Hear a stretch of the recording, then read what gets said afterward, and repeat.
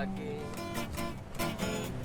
naik kepadatan hari ini dengan harapan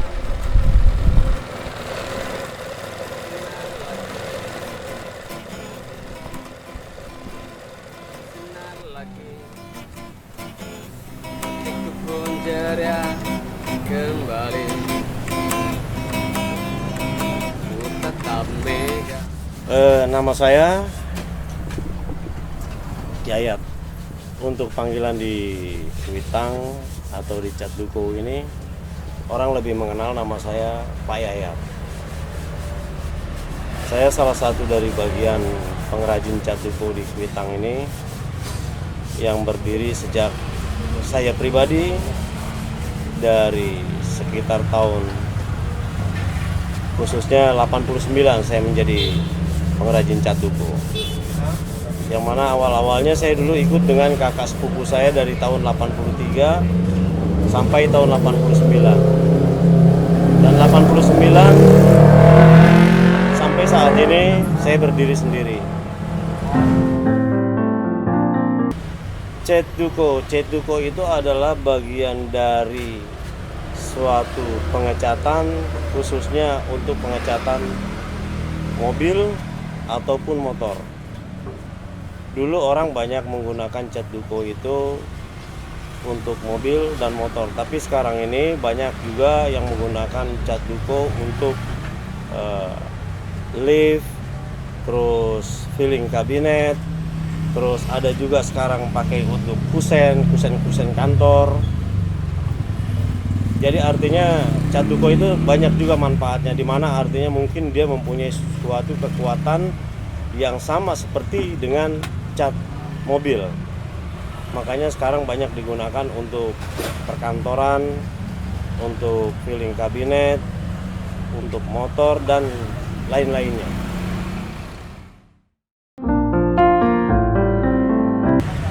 Sejarah cat duko banyak di Kuitang. Sepengetahuan saya ikut dengan kakak sepupu saya, abang sepupu saya itu sekitar tahun 83. Dulu cuma ada di Keramat 2 dan ada di ujung Keramat Raya, tapi yang mau mengarah ke Senen.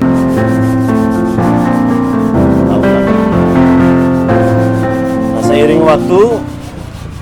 seiring waktu dengan banyaknya populasi pengrajin cat duko mulailah berkembang.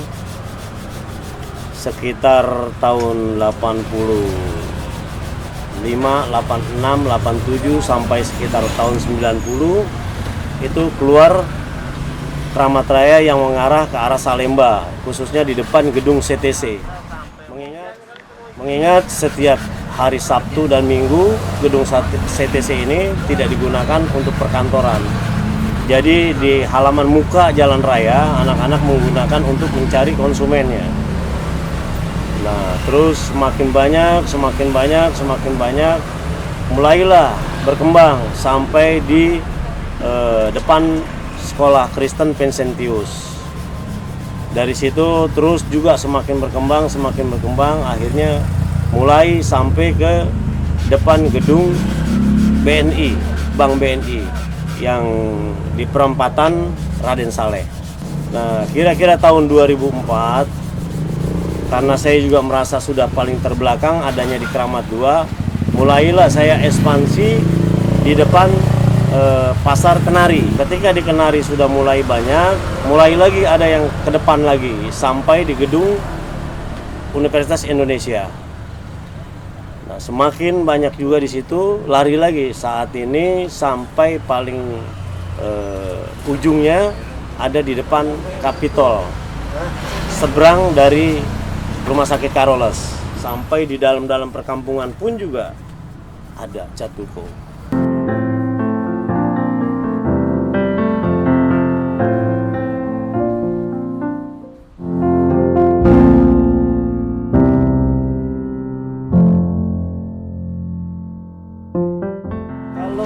Sebenarnya kalau izin yang sahnya memang tidak disahkan dari zaman awal pertama kali dulu juga tidak ada izin dalam arti untuk pengrajinnya sendiri ya.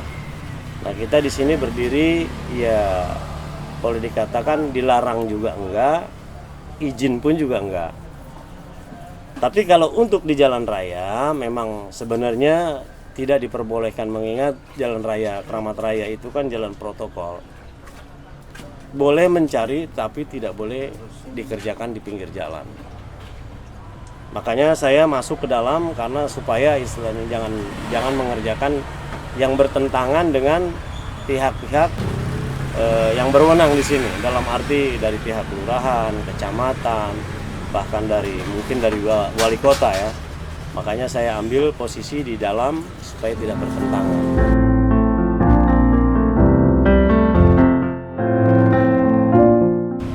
Kalau ketok magic yang saya tahu dia tidak disertai dengan pengecatan biasanya, cuma ketok doang. Itu pun juga ketok magic sekarang ini sudah jarang dipakai sama orang karena sekarang ini kan sudah banyak pengetokan juga yang menggunakan bahan-bahan peralatan yang lebih baik lagi ya, artinya yang lebih canggih lagi. Jadi ketok magic itu udah jarang dipergunakan. Tapi kalau untuk cat dukonya sudah pasti banyakan disertai juga dengan pengetokan.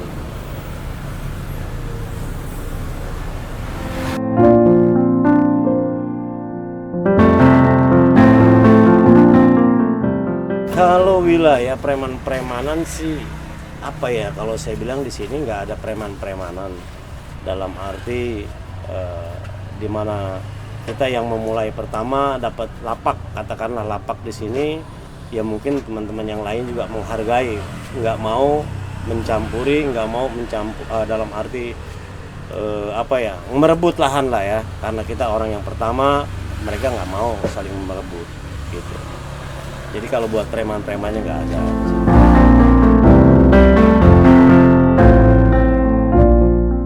Kalau saya pribadi alhamdulillah, yang pertama saya memanage pekerjaan saya dengan cara memberi hasil yang baik.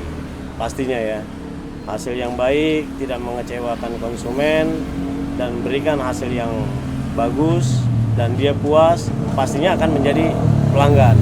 Nah, dari pelanggan itu secara tidak langsung dia pasti akan menjadi sales kita, di mana artinya dia pasti akan menyampaikan lagi sama temannya, tetangganya, teman kantor, bahkan mobil-mobilnya dia, barangkali dia punya lebih daripada satu mobilnya, pastinya dia akan lari lagi ke tempat kita, akan mencari lagi tempat kita gitu.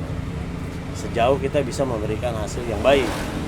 Tapi kalau memang hasilnya nggak baik ya pastinya juga dari waktu ke waktu ya kita cuma mencari. Tapi orang setelah itu kapok, nggak mau balik lagi.